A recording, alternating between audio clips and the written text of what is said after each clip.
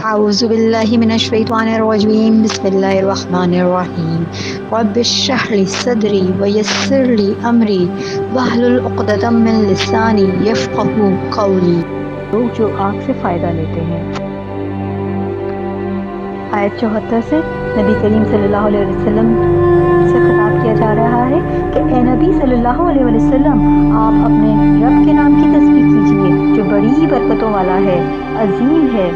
آیت 75 میں کہا جا رہا ہے کہ میں تو قسم کھاتا ہوں تاروں کے ٹوٹنے کے، گرنے کی جگہوں کی۔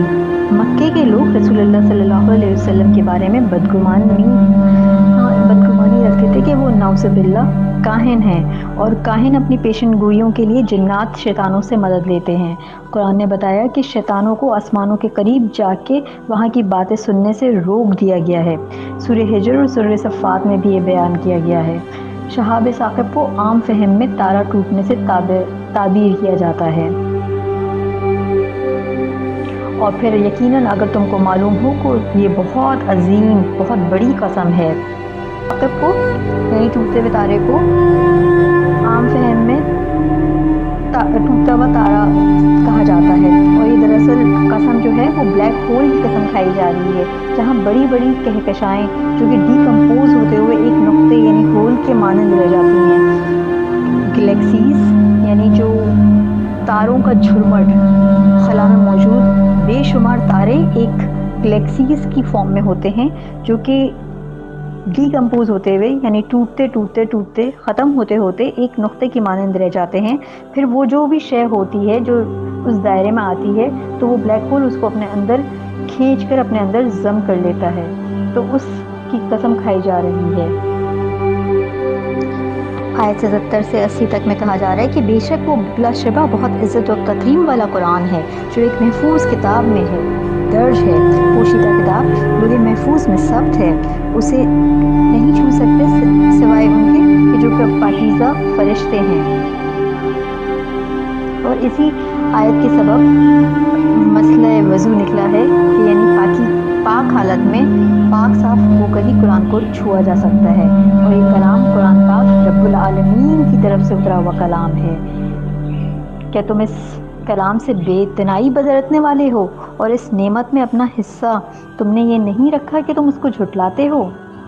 پھر کیوں نہیں کہ جب جان حلق تک پہنچ جاتی ہے، اگر تمہارا یہ گمان ہے کہ تم کسی کے محکوم نہیں ہو تو اس وقت تم اس مرنے والے کو دیکھ رہے ہوتے ہو، اور ہم اس مرنے والے سے تم سے بھی زیادہ قریب ہوتے ہیں لیکن تم نہیں دیکھ پاتے ہو۔ سو کیوں نہیں اگر تم کسی کے محکوم نہیں ہو تو اس مرنے والے کی جان کو حلق سے واپس لوٹا دیا کرو اگر تم سچے ہو تو۔ یعنی انسان کو چیلنج کیا جا رہا ہے کہ انسان اپنی ہر سانس، ایک ایک سانس کی جو اس کو آ رہی ہوتی ہے وہ اللہ تعالیٰ کی مرہون منت ہے۔ یہ انسان کی خود ہی نہیں ہے کہ وہ خود سے جو ہے وہ سانس لیتا ہے اور پھر سارے معاملات طے کر لیتا ہے۔ اگر اتنا ہی مطلب اس کے اندر یہ چیز ہے کہ انسان اگر سمجھتا ہے کہ خود وہ کر رہا ہے، تو جب کوئی انسان مر رہا ہوتا ہے تو اس کی آخری سانس جب اس کے حلق میں ہوتی ہے تو وہ سانس واپس لوٹا کر اس مرنے والے کو واپس زندہ کرنے کی اتھارٹی رکھتا ہے کیا؟ انسان کے پاس اتنی طاقت ہے کیا؟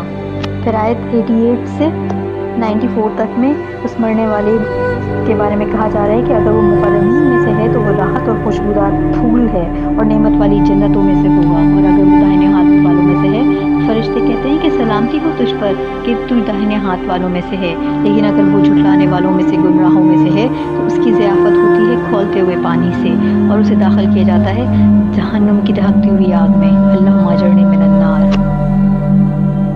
آخر کی دو آیتوں میں 95 اور 96 میں کہا جا رہا ہے یقیناً یہ قطعی حق ہے، سو اے نبی صلی اللہ علیہ وسلم اپنے رب کے نام کی تسبیح کریں جو بڑی عظمتوں والا ہے۔ وآخر دعوانا ان الحمد للہ رب العالمین۔